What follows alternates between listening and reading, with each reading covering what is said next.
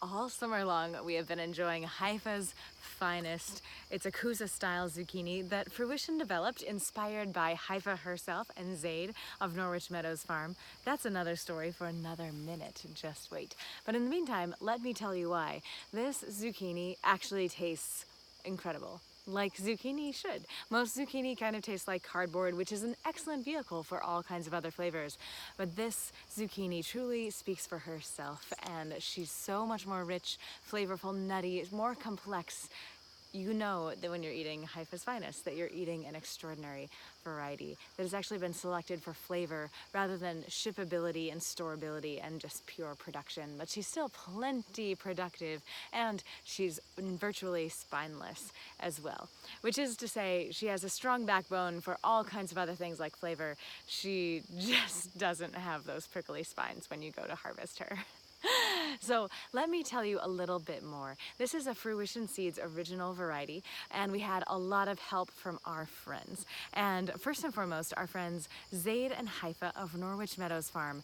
They are extraordinary farmers. They grow about 100 acres of organic vegetables.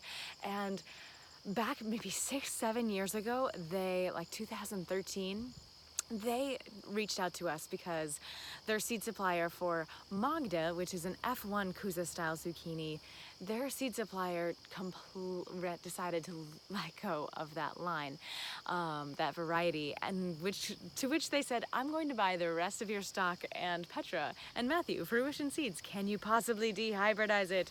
And we said, sure. And then we looked around and said, Michael Mazurek at Cornell University, public organic plant breeder. And we said, Michael, could you help us? He said yes. Thank goodness.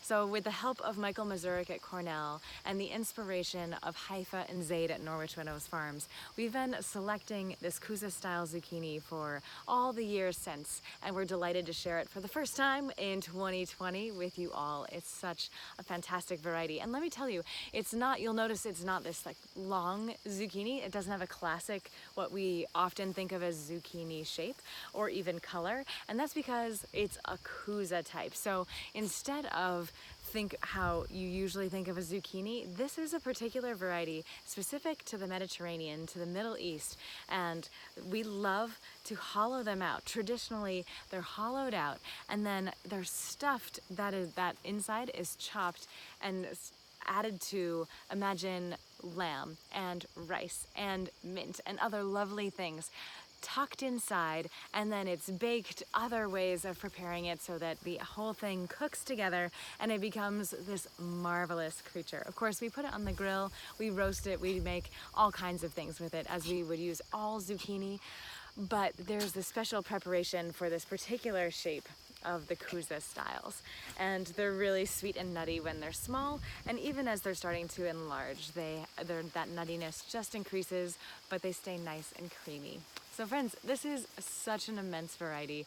I'm so fond of it, and I'm so fond of its collaborative nature, of collaborating with organic farms in Western New York, of collaborating with Michael and Cornell universities as well. So there are all of these different layers of expertise, of interest, and this is an open pollinated variety, so you can save her seeds, so can your great-great-great-grandchildren.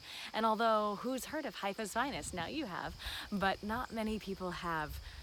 I know that one day our great-great-great-grandchildren will be saving Haifa's finest, and they can't imagine life without it. It will become a beloved heirloom in the same way that who heard of Brandywine 300 years ago?